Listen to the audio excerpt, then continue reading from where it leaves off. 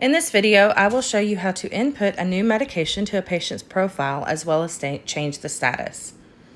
Click on Medications, and this brings you to the medication profile. As you can see, I have my completed and active medications here.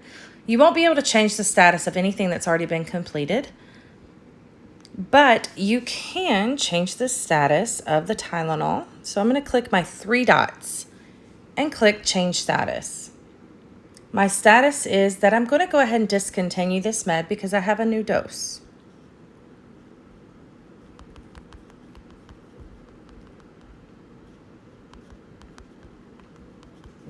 And this was ordered by Dr. Joe. Then I'm going to click Submit. It's going to ask you if I'm sure, and I am. If you don't discontinue a medication that you're going to input a new dose for, it keeps those 2 medications on the profile. So you want to make sure you get rid of anything that you're not doing anymore, that you have your new orders for. And always notify your supervisor of these changes. It is best practice and the responsibility of the nurse in the field to contact the doctor for any clarification and to put the new medications in the system, and then just to notify your supervisor. So I'm going to add the new medication back, so I click the plus sign.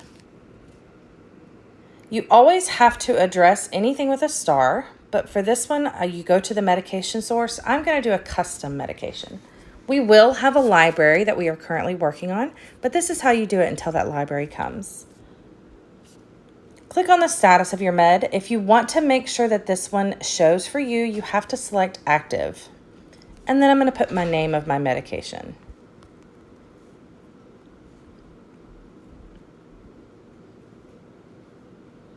My strength for my medication, this is not a required field, but it is important because every medication has their own strength on it, especially with Tylenol and Motrin, if they're going to do it per weight of the patient, if it does change frequently.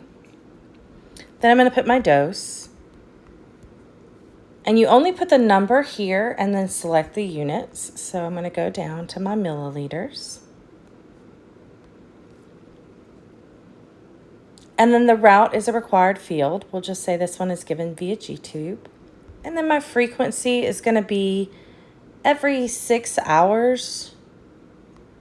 And this is a PRN medication. So if I select my PRN in here, I'm going to give this for fever or pain.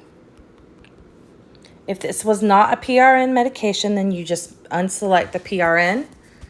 And then you can time out your medication in the frequency. So for instance, let's say this isn't PRN and I want to give it twice a day.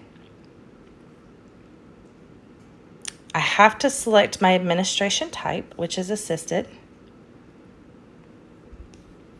If this was a narcotic or high alert med, you can select those 2 by toggling them on or off.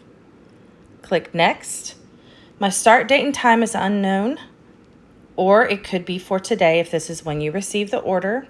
Let's say you don't necessarily know your start time. That's okay too. You can click this button on. It will need to be addressed on the ends on. So if you go here and select date and time, you can then select unknown end date and unknown end time because we don't know when this med will end. It has a default for times for BID, but you can change these by clicking the X and then clicking your plus sign. So let's do 8:30. And we're going to do 8:30 p.m. And then some instructions. Give with food. You just click outside of the box to make that go away. And then click Next. This was ordered by Dr. Joe. And this would be a good place if you had an RX number to put this in right here.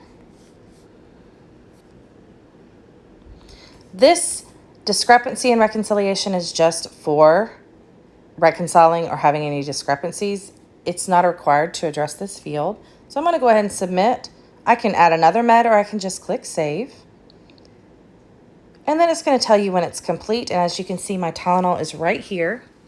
If I go to my administration tab, I can see that it was missed for 8:30 in this morning. And then I need to go ahead and give it. So I can click on it and document it on it now. And then my dose for 8:30 p.m. is also in here. That is how you add a new medication to the profile as well as discontinuing a medication.